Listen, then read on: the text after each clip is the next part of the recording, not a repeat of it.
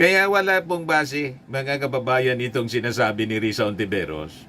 Kasi po, for the past more than 30 years, ang pamilya Marcos po na lifestyle check na. Di ba? Sa local and international courts. Sa international courts po, yung mga Swiss accounts niya, hindi man po napatunayang nakaw yung mga Swiss accounts. Yung PCGG nga po, hindi man binuwag pa ng ating Pangulo, hindi nagtagumpay po sa tinatawag na pagtutugi sa hidden wealth. Dismiss ang karamihan sa mga kaso, yung iba, pending pa, existing pa. Pero karamihan po sa mga kaso ng korupsyon pagnanakaw na inakusa, pinail sa mga Marcoses, dismiss po ng husgado.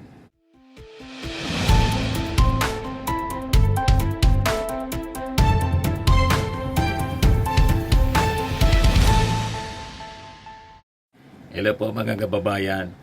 Si Dante Maravillas, Bicolano vlogger, broadcast journalist from Albay. Sabi po ni Risa Ontiveros, Senator Risa Ontiveros, she expects daw na yung utos ng ating Pangulong Bongbong Marcos na lifestyle check dapat kasama yung kanyang sarili. Nakakuha ng argumento mga kababayan si Senador Risa Ontiveros para idikdik yung ating Pangulo. Kasi alam naman natin po, dilawan pinklawan itong si Risa Ontiveros. Anti-Marcos. Kasi ang gusto din ng mga dilawan, siya na din ang sumikat, makabalik sa pwesto. Kaya nga ngayon, nagre-regroup po yung mga pinklawan, dilawan. May mga pinupo sila na mga personalities na magiging material sa 2028 presidential election. Ganun lang po yan. Kanya-kanyang agenda. Napakarami po ang sumasakay ngayon dito sa panawagan ng ating Pangulo na magsumbong sa Pangulo sa mga anomalous projects, lalo na po itong sa flood control. At ngayon, ipinag-utos nga ng ating Pangulo ang lifestyle check. Si Sara Duterte, dapat daw deep dive. Paboran niya ako, pero dapat deep dive.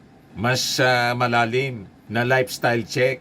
Kung mas malalim at pabor siya, dapat unahin niya yung distrito niya, yung lugar niya sa Davao. Diyan niya yung ating Pangulo. Tama ba niya Mr. Maravillas na i-lifestyle check din at dapat magmula sa sarili niya? Tulad ng gustong mangyari ni Risa Ontiveros, yung ating Pangulo po matagal nang na-lifestyle check. O diba? Kasi kinasuhan na siya ng patong-patong na kaso po yung kinarap ng ating Pangulo, lalo na yung kanyang nanay at tatay. So ang nag-lifestyle check mismo sa pamilya Marcos, yung husgado na po, di ba? Kaya lang po, ang kasuhan ng pagnanakaw, yung pamilya Marcos, hindi man po nakulong nga yung pamilya Marcos. Bagkos, nabasura lang po lahat ng mga kaso.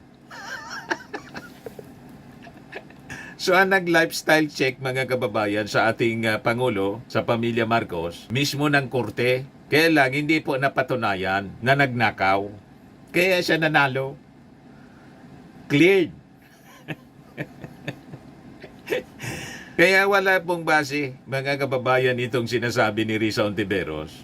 Kasi po, for the past more than 30 years, ang pamilya Marcos po na lifestyle check na. Di ba? Sa local and international courts. Sa international courts po, yung mga Swiss accounts niya, hindi man po napatunayang nakaw yung mga Swiss accounts. Yung PCGG nga po, hindi man binuwag pa ng ating Pangulo, hindi nagtagumpay po sa tinatawag na pagtutugi sa hidden wealth. Dismiss ang karamihan sa mga kaso, yung iba, pending pa, existing pa. Pero karamihan po sa mga kaso ng korupsyon pagnanakaw na inakusa, pinail sa mga Marcoses, dismiss po ng husgado.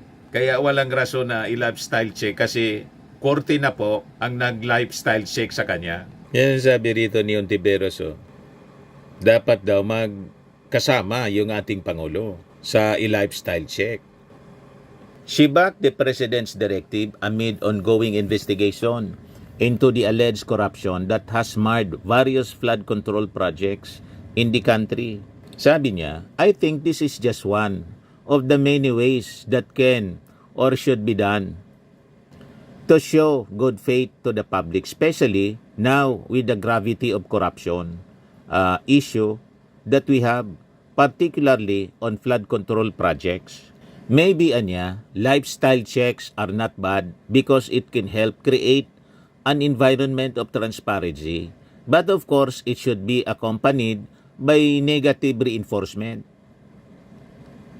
Just like what Senator Ping Lacson was saying, negative reinforcement, the certainty that somebody would be arrested, prosecuted, and if found guilty, convicted and punished, sabi po ni Ontiveros. I am willing to do it and more willing if it's with the entire minority. However, she emphasized that the order would carry more weight anya if the President were the first to disclose his statement of assets, liabilities, and net worth. If President Marcos ordered a lifestyle check, it would be a good example and leadership if it would include his own SALN, sabi po ni Risa Ontiveros. Naka-file naman po lahat ng mga SALN na mga public officials required by law o pwede mong ipa-research na lang siguro. Tingnan mo kung magkano na yung yaman ng ating Pangulong Bongbong Marcos. Diba? That is a public records. At sabi ko nga po, ang mismong usgado na, di lang dito kundi sa abroad, ang nag-lifestyle check sa mga Marcoses. Hindi nga nakulong eh. Sabi nga po ng yung namatay na pastor ng dating daan, sino yun? Si Kaili Soriano. Chico. O ito pa, mga kababayan, si Kaili Soriano nung nabubuhay pa. Inaakusaan niya ninyo si dating Pangulong Marcos na magnanakaw. Bilyon-bilyon dolyar niya yung inaakusan ninyong ninakaw ng Marcos sa kabanang gobyerno for the past 20 years. Ano niyang nanakawin sa gobyerno na yung yaman ng Marcos niya na inaakusan ninyong ninakaw, hindi nga kalahatian niya yung budget noon ng Pilipinas for the past 20 years. Kung hindi pa kalahati sa sinasabing ninakaw, paano nanakawin po ang kayamanan na yung budget ng Pilipinas hindi mga lahati sa yaman ng Marcos? Sabi yan ni Kaili Soriano. Ito. Marami rin namang nagawa yun eh. Sabihin mo na ngang magnanakaw, gaya ng sabi ng mga dilaw. Sabi nga nung isang nag-aral, paano magiging magnanakaw si Marcos ng $2 billion? $2 billion? Ang budget ng Pilipinas, sa loob ng panahon ng kanyang panunungkulan, wala pang 1 bilyon. Wala pang 1 bilyon. Sa loob ng 20 taong ng presidente si Marcos, ang budget na nahawakan niya galing sa Kongreso ay wala pang 1 bilyon. Saan siya magnanakaw ng 2 bilyon kung ang budget ng buong Pilipinas sa buong panahon niya ay 5 bilyon, kalahating bilyon lang na dolar? Oh, you see? Narinig niya siguro, mga kababayan, sa depensa ni Mrs. Romualdez Marcos. Yan ang sinasabi ni Mrs. Romualdez Marcos. Inaakusaan niya kaming magnanakaw. Anong nananakawin namin? Kung ang budget ng Pilipinas ay napakaliit, pero yung inaakusa sa kanilang ninakaw, $2 billion ang budgets for 20 years, less than $2 billion, wala pang $1 billion sa 20 years. So anong nanakawin? Iba po? Kaya sabi ni dating Pangulong Marcos Sr., marami niya kung kasalanan. But stealing, yung pagnanakawan niya, is not one of them. Kasi po, gold trader po, si Marcos, doon sa yumaman. Ayon, tinugis yung yaman niya ng Presidential Commission on Good Government ni Cory Aquino. O ano nangyari doon sa mga sinabing nabawi? O diba? Diba nangawala na? Sabi ni Mrs. Imelda Marcos, hindi nga niya kami nagnakaw, kami ang ninakawan ng gobyerno mismo. Kaya yung sinasabi po ni Risa Ontiveros na magpa-lifestyle check yung ating Pangulong Bongbong, malabo po kasi mismo ng husgado ang nagsabi, wala silang ninakaw, sila yung ninakawan. Kaya yung mga kaso na pinail sa kanila sa Sandigang Bayan, lahat na haros mga kababayan na basura na, dismiss. You see? Ito nga yung latest na desisyon, pabor sa pamilya Marcos. Wealth forfeiture case versus 20 Marcos dummies junk. Philippine Star, August 21 pa lang. Last week pa lang ito na balita, mga kababayan. The Sandigan Bayan has dismissed the wealth forfeiture case against several alleged cronies of the late dictator Ferdinand Marcos and his widow, former First Lady Imelda Marcos, for lack of proof, walang prueba, that they acted as dummies of the former first couple in a corporation allegedly illegally acquired during martial law. Yan August 21, 2025, 12 a.m. Philippine Star. Ano sabi diyan? The court finds it unfortunate that despite the length of time that this case has been pending, in the vast resources of the government to pursue cases of ill-gotten wealth, the plaintiff miserably failed to prove the allegations in the complaint. The Anti-Graft Court's 4th Division said in its 38-page decision promulgated on July 29. Sa inaba-aba ng panahon, mga kababayan, yung plaintiff, yung gobyerno, failed na mapatunayan yung sinasabi nilang nakaw na yaman ng pamilya Marcos. Kita ninyo? Wala man kasing ninakaw. Sila yung ninakawan sa pamamagitan ng PCGG. Nangawala yung mga kinumpis kang yaman. Hindi na malaman kung nasaan, pati yung mga alahas ni Imelda. Pinagati-hatihan na siguro. You see? Sabi ko, baseless yung mga akusasyon nila nitong mga dilawan, including Risa Ontiveros. Kayo ang magpa-lifestyle kasi wala pa kayong clearance mula sa sandigan. Di ba? Pero yung mga Marcos po, may clearance na. Cleared, dismiss yung kaso. Sandigan mismo. At hindi lang dito. Pati sa ibang bansa, mamaya, i-research ko po yung trial of the century kay Mrs. Imelda Marcos. Sabi dito, the court specifically dismissed the complaint with prayer for forfeiture or reconveyance filed by the Presidential Commission on Good Government against the individual minor shareholders of Eastern Telecommunications Philippines, a corporation allegedly illegally acquired by the Marcoses and their supposed cronies during martial law. Absent evidence proving that the defendants' ATPI shares of stocks originated from the government and that they were registered in their names to conceal their true ownership, the court cannot order their reconveyance, restitution, or forfeiture in favor of the plaintiff, Republic of the Philippines. The decision penned by Associate Justice Lorifel Pahimna, Associate Justices Michael Frederick Mosngi, and Hiner Hito concurred with the ruling. Filed by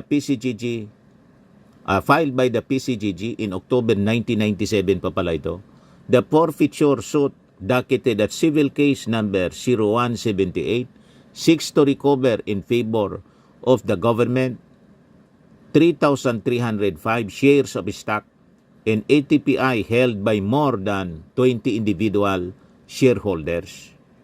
The 4th Division had earlier dismissed for lack of evidence the complaint against some of the defendants including Pablo Lobrigat, Angela Lobrigat, Rosario Arellano, Victoria Ligarda, Benito Nieto, Carlos Nieto, Manuel Nieto III, Maria Rita de los Reyes, Carmen Tuason, and Ramon Nieto Jr., as well as the legal representatives of the deceased defendants Ramon Nieto, Benigno Manuel Valdez, and Rafael Valdez. Patay na nga yung iba.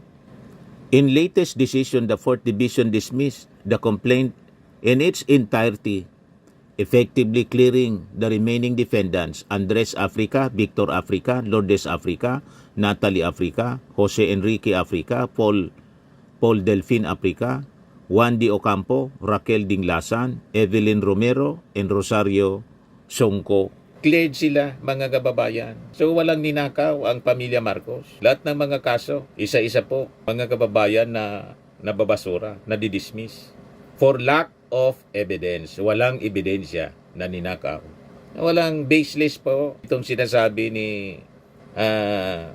Ontiveros na mauna yung ating Pangulo. Nauna na po yung ating Pangulo na cleared ng husgado mismo. Pamilya Marcos. Kayo na, sumunod kayo. O diba? Husgado mismo yung nag-lifestyle check. Wala silang ninakaw. O ito yung trial of the century na pawalang sala si Imelda Marcos. sa Amerika. A vindication for him also. Not guilty. Marcos said it was the best birthday gift she's had. She said her one obsession now is to return to the country. Coverage ng GMA noon. Si Bobby Guanzon. Saka si Ledesma. Very well, thank you. Alam po ninyo, kanina parang tayo ng tinig ninyo ang ating babayang Pilipino. At unang na bibigay ko sa inyo pagkata para sa mga nanonood ninyo ngayon ay inyo pong may bahagi sa mga mamaya dito. Unang-una ko sa punong nagpapasalamat sa ating mga mahal na kababayan na sila sa kanilang mga panalangin upang yan na nagbigay ng tulong at ayan kung paano tayo ay nagpagay dito sa Nueva York, dito sa kaso Sa New York. ng yun sa lahat ng counts 1, 2, 3, and 4 ay lahat na 80. At ito ay dedication hindi ni Mrs. Marcos. Vindicated po siya. At ang buong Republika ng Pilipinas sapagkat nakikita dito na talagang sinulot nila ang buhay at ang mga ginawa ng Pangulong Marcos sa 20 years siya naging Pangulo ng ating Republika ay malinis at wala lahat ng panangbatikos ay hindi katotohanan. Kaya Walang katotohanan sa akusasyon na pagnanakaw. yung sinabi ni Pangulong Marcos sa akin, fear not because the truth will set us free and the truth set me. Maraming salamat sa mga Kaya no need siya, no? Lifestyle check po. A lifestyle check yung pamilya Marcos dito sa mga korte, pati sa Amerika, pati sa Switzerland. Ayos. Kaya itong utos na lifestyle check po, tama ito sa mga official ngayon, lalo na po sa DPWH. Huwag na ninyong isali yung ating Pangulo kasi husgado na yun ang lifestyle check sa kanila or sa kanya. Yan ang ebidensya. Junk. Di ba? Binasura po.